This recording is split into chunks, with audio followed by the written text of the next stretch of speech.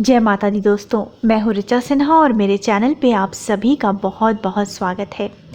दोस्तों, हमारे हिंदू धर्म में एकादशी तिथि का अत्यधिक महत्व बताया गया है। इस दिन भगवान विष्णु के निमित्त एकादशी का व्रत किया जाता है, जिसको कि व्रत राज कहते हैं। और हर माह में 2 एकादशी तिथियां आती हैं, एक शुक्ल पक्ष में और एक कृष्ण पक्ष में। इस प्रकार पूरे साल में 24 एकादशी तिथियां होती हैं और जब अधिक मास होता है तो 26 एकादशी तिथियां आती हैं। और इन सभी एकादशी तिथियों के अलग अलग नाम बताए गए हैं। इससे संबंधित अलग अलग कथाएं हैं और अलग अलग महात्म्य है। और ज्येष्ठ माह के कृष्ण पक्ष में पड़ने वाली एकादशी तिथि को अपरा एकादशी के नाम से जाना जाता है। और ऐसी मान्यता है कि जो भी भक्त पूरी भक्ति भावना से श्रद्धा पूर्वक नियम पूर्वक अपरा एकादशी का व्रत करते हैं, उनकी समस्त मनोकामनाएं भगवान विष्णु की कृपा से पूर्ण होती हैं। साथ ही उस मनुष्य के समस्त पापों का नाश होता है। और जब एकादशी तिथि गुरुवार के दिन होती है तो इसका महत्व और भी अधिक बढ़ जाता है, क्योंकि गुरुवार का दिन भी भगवान विष्णु को ही समर्पित होता है। और इस साल अर्थात 2022 में अपरा एकादशी का व्रत किया जाएगा 26 मई गुरुवार के दिन। वहीं एकादशी तिथि प्रारंभ हो जाएगी 25 मई को ही सुबह के 10:32 से और ये रहेगी 26 मई के सुबह के 10:54 तक। वहीं दोस्तों, एकादशी व्रत का पारण किया जाएगा 27 मई को और पारण का शुभ मुहूर्त है सुबह 5:25 से सुबह के 8:10 तक। और 27 मई को द्वादशी तिथि समाप्त होगी सुबह के 11:47 पर। अब दोस्तों, अपरा एकादशी से संबंधित पौराणिक कथा जान लेते हैं। कथा सुनने से पूर्व भगवान श्री लक्ष्मी नारायण को नमन करें, श्री हरि के नाम का जयकारा लगाएं और कमेंट बॉक्स में ओम नमो भगवते वासुदेवाय जरूर लिखें। हे लक्ष्मी नारायण, कथा कहने वाले, कथा सुनने वाले और जयकारा लगाने वाले सभी का कल्याण करें। ओम नमो भगवते वासुदेवाय। अर्जुन ने कहा, हे प्रभु, ज्येष्ठ माह के कृष्ण पक्ष की एकादशी का क्या नाम है तथा उसका महात्म्य क्या है? इसमें किस देवता का पूजन किया जाता है तथा इस व्रत को करने का क्या विधान है? कृपया कर यह सब मुझे विस्तार पूर्वक बताइए। श्री कृष्ण ने कहा, हे अर्जुन, ज्येष्ठ माह के कृष्ण पक्ष की एकादशी का नाम अपरा एकादशी है, क्योंकि यह अपार धन और पुण्यों को देने वाली तथा समस्त पापों का नाश करने वाली है। जो मनुष्य इसका व्रत करते हैं उनकी लोक में प्रसिद्धि होती है। अपरा एकादशी के व्रत के प्रभाव से ब्रह्महत्या, प्रेत योनि, दूसरों की निंदा आदि से उत्पन्न पापों का नाश होता है।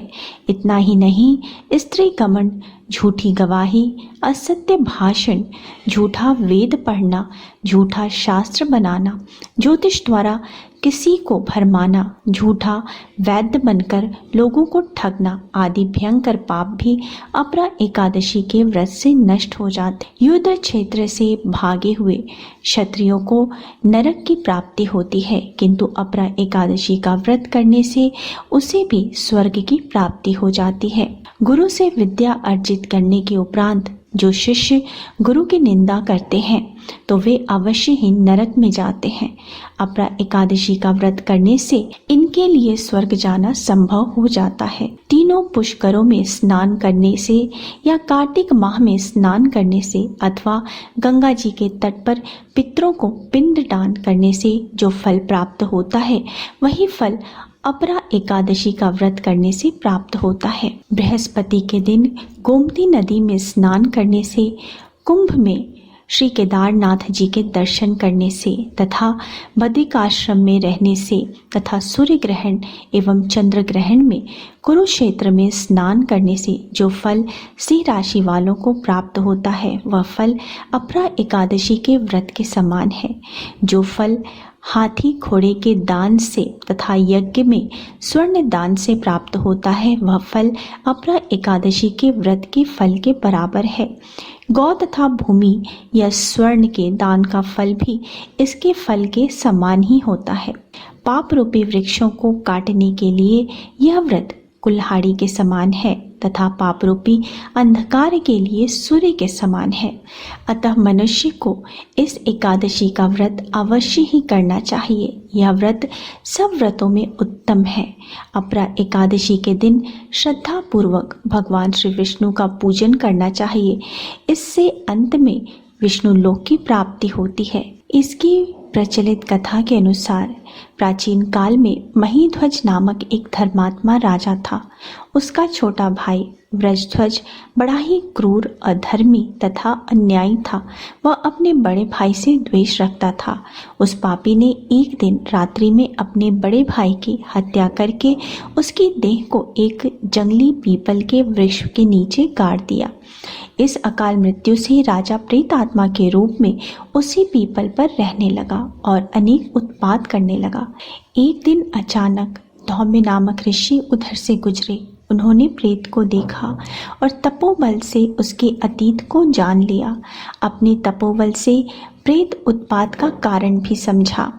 ऋषि ने प्रसन्न होकर उस प्रेत को पीपल के पेड़ से उतारा तथा परलोक विद्या का उपदेश दिया।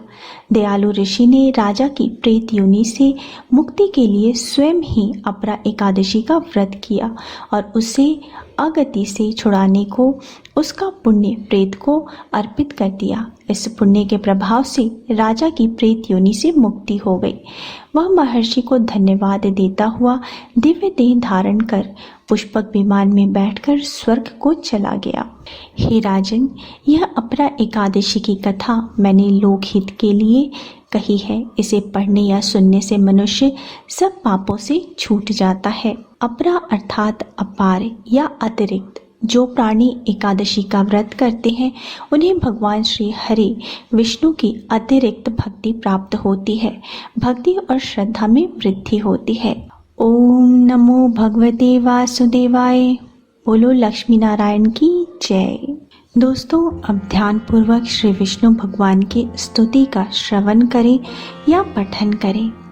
शुक्लांबरं धरं विष्णुं शशिवर्णं चतुर्भुजं प्रसन्नवदनं ध्यायेत् सर्वविघ्नोपशान्तये। शान्ताकारं भुजगशयनं पद्मनाभं सुरेशं विश्वाधारं गगनसदृशं मेघवर्णं शुभांगं लक्ष्मीकान्तं कमलनयनं योगिभिर्ध्यानगम्यं वन्दे विष्णुं भवभयहरं सर्वलोकैकनाथम्। औषधे चिन्तये विष्णुं भोजनं च जनार्दनं शयने पद्मनाभं च विवाहे च प्रजापतिं युद्धे चक्रधरं देवं प्रवासे च त्रिविक्रमम् नारायणं तनोत्यागे श्रीधरं प्रियसङ्गमे दुःस्वप्ने स्मर गोविन्दं सङ्कटे मधुसूदनं कानने नरसिंहं च पावके जलशयनं जलमध्ये वराहं च पर्वते रघुनन्दनं